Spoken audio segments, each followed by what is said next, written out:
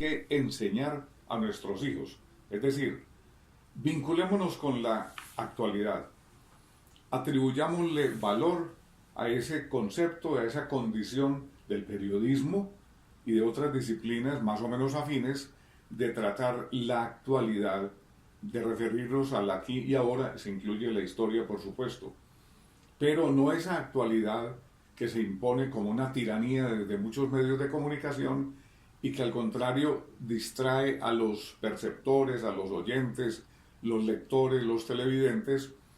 porque los mete en un mare magno de hechos. No, es la actualidad con claridad, con pertinencia y que tenga que ver con lo que sucede realmente aquí y ahora. Bueno, sobre esa relación entre la utilidad, la inutilidad del conocimiento, del saber, y luego la idea de actualidad, también como acaba de mencionar, de pertinencia de la información y de la labor periodística, por ejemplo. Se habla tanto actualmente de la posverdad y está de moda, de hecho, el término de la posverdad. Muchos lo vinculan con las noticias falsas o la idea de fake news,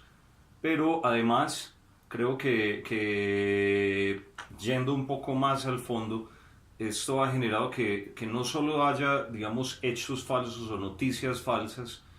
que abundan, por supuesto, en redes sociales, en medios masivos de comunicación, e inclusive muchos medios masivos fabrican esas mismas noticias, no sé si a conveniencia política o de algunas élites, en fin, contra las otras, sino también que hay un conocimiento. Tiene que haber una diferenciación entre conocimiento útil, no porque útil y, por ejemplo, digamos, conocimiento verdadero y conocimiento falso. Hay una serie de ideas y de planteamientos en el mundo de hoy que tienen la pretensión de ser verdaderos, que tienen la aspiración o la pretensión de producir resultados en el ámbito de la investigación, pero al final solo terminan confundiendo. Como también, hablando de utilidad del conocimiento, creo que yo que no necesariamente tiene que referirse la idea de utilidad a si produce beneficios o si se traduce en resultados materiales concretos o tangibles, sino a si realmente conduce a responder preguntas, a resolver problemas. Entonces, por ejemplo, yo veía hace poco una discusión en otra emisora nacional en la que se hablaba del tema de, por ejemplo, los estudios de género, una cuestión sobre la que inclusive hay una carrera ya muy de moda, muy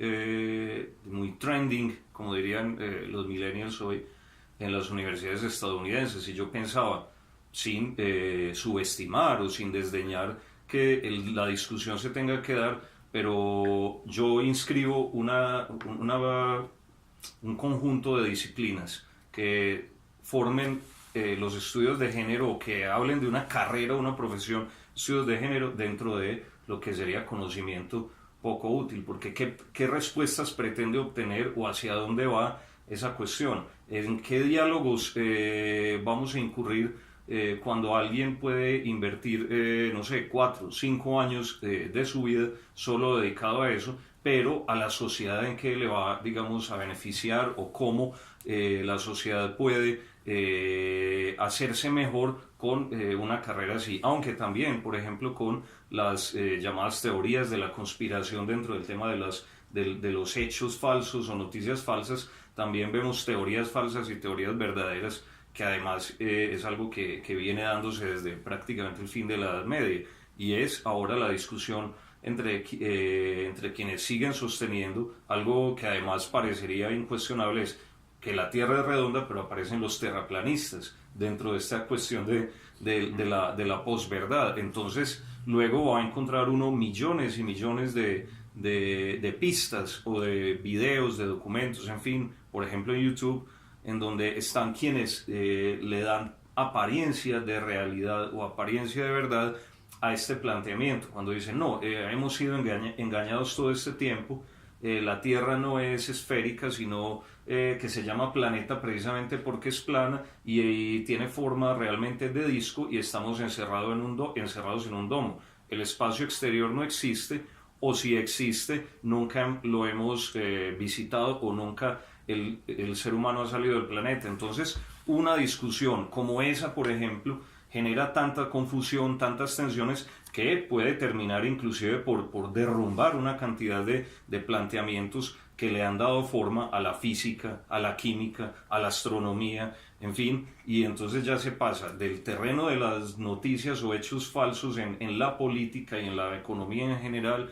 y en el ámbito del poder político a también tergiversar o producir posverdades en el ámbito de las ciencias y de la discusión del conocimiento.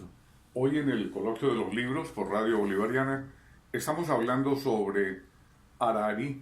autor, historiador israelita, y su libro 21 lecciones para el siglo XXI.